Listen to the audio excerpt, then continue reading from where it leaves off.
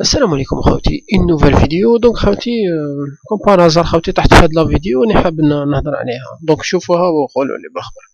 ما رأيك الآن في الشباب اللي الآن الشباب اللي يروحوا للتخنث ويروحوا للتأخر الزواج الإرادي، يقول لك نزوج براجل ما نزوجش بامرأة. هذه المشكلة راه عندنا أدى إلى العنوسة. هذا الشاذ الآن ما قولك في نتكلم على ملايين. هذه الأولى. نتكلم على ما نتكلمش على شواذ. الشاذ يحفظ ولا يقاس عليه. لا هذا في كل لا العالم موجود. هذا لا نتكلم على 10 مليون، نتكلم على واحد نسبة كبيرة ماشي فقط. هل تعرف النسبة الآن تاع الشواذ احنا عندنا في المجتمع تاعنا؟ يا أستاذ نتكلم على ملايين. هذا هو السبب. على ملايين. لا اسمح لي، أنا موضوع على العنوسة داخل الخنوثة. لا اسمح لي، الأرقام الرجال المخنثين بلغ عدد مهول.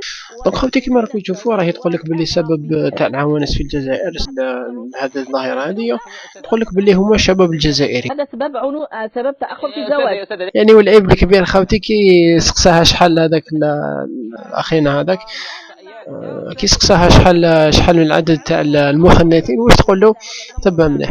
بداية الإحصائية الآن نتكلموا على العنوسة عند المرأة والعنوسة عند الرجل. ماذا تقول؟ المنهج العلمي يقتضي منك تكلمي على موضوعنا فقط. عالج الرجال قبل أن نعالج من يتزوج بالمرأة. اسمح لي، من يتزوج بالمرأة هو الرجل. الآن نعالج مشكل تأخر الزواج عند الشباب. أولا السلوكات الجنسية المنحرفة نحاربها، أن نمنح مثلا سكن والعمل وضعية اجتماعية مليحة باش الشاب يقدر يتزوج.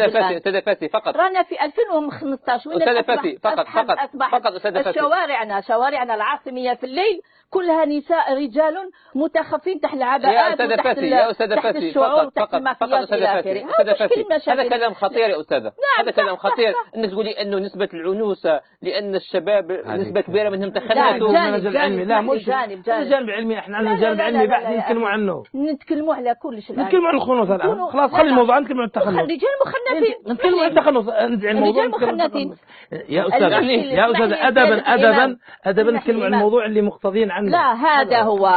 إذا هذا موضوعنا. أنت تدخلين موضوع ثاني. لا تأخر من أسباب تأخر الزواج عند الشباب هو الانحراف الأخلاقي. أنا بإمكاني أكلمك أي موضوع أنا موجود، لكن موضوعنا أي موضوع. ولكن ما نحملوش العبء على المرأة ونقولوا المرأة نعطوها عدة أسباب. يعني أنت المجتمع الجزائري تخنث على كاع خنثى ونساء. لا اسمح لي. هذا كلامك الآن. هذا كلامك. هذا هو اللي تقولي فيه الآن. في المجتمع الجزائري الآن 1 في المليون. لا في الألف.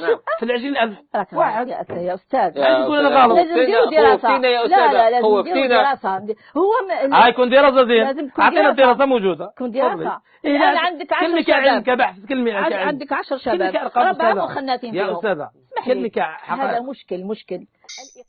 دونك خوتي كيما راكم تشوفوا تقول لك على حسب الاحصائيات هذه تاع حمام باش كاع مين جابتهم هكا، ولكن هي اونغرو تقول لك قريب النص تاع الشباب الجزائري مخنث. اي سي غراف خوتي. واش تقول به؟ ما كاش اللي يقبل هذا الشيء. راهي تمد علينا نوفيز ايماج خوتي. واش هذا؟ كاين اللي يهضر هكا على رجال تاع بلادو، سي با بوسيبل. دونك اونكرو انا نقول لك برك انا حبيت ريبوندي لها هي وبعدين نحترمها على كل احوال. هذا راي تاعها نحترمها رغم انه مبالغ فيه بزاف وما كاش منها كاع خاطر الشباب الجزائري رجال.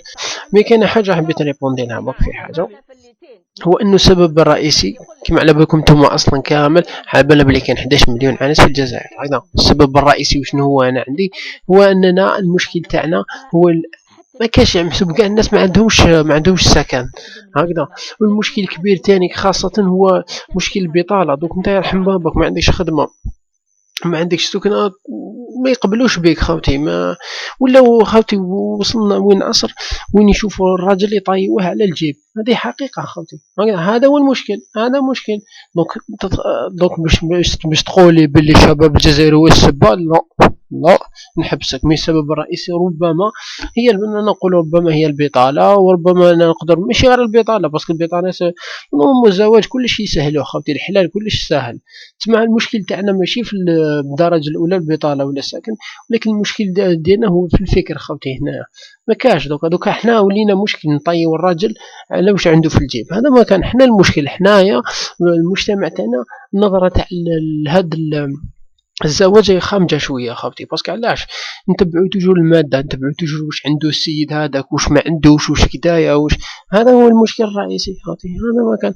لانه نورمالمون الحلال حنا دوكا حلال نسهلو نفتحو له البيبان. حنا سي لانفاس واش يصرا خاوتي، حنايا غلقنا صعبنا الحلال كلش وكذا.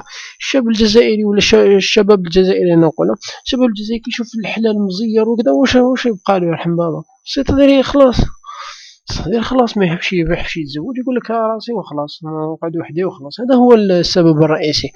وما باش تقول لي هذا الخرافه يا اختاه بس كراف نورمالمون والله باش كاع كيفاش وراوها هذه باسكو خلعتنا الحق بين خلعتني كي شفت هكذايا خلعتني. باغي نحترمها هذه ماشي هكذا ولكن ماشي هكذا فهمتش انا. دوك حنا باش نحلو هذا المشكل هذا نحل انا على حسب رايي هو انه لازم نوعيو الشباب الجزائري بالاهميه تاع الزواج. هذا ما كان هذا هو الاخر لازم نوعيهم نقولوا لهم فهموهم مليح سكو سي الزواج نفهموا لهم بها.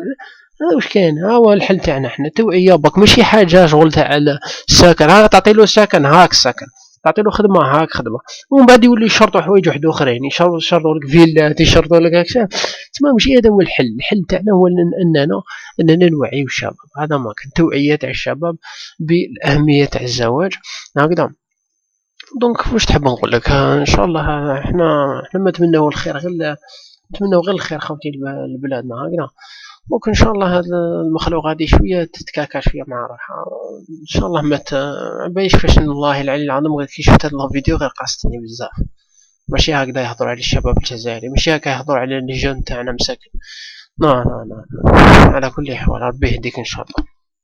انا ما عندي ما نهضر ما عندي ما نقول باسكو راني مغلوق كيما يقولوا. على كل الاحوال خوتي ان شاء الله جيسبر كو الميساج تاعي يكون جاز. وهذا ما كان خوتي. دونك ان شاء الله نتلاقاو في فيديو جديد والسلام عليكم خوتي.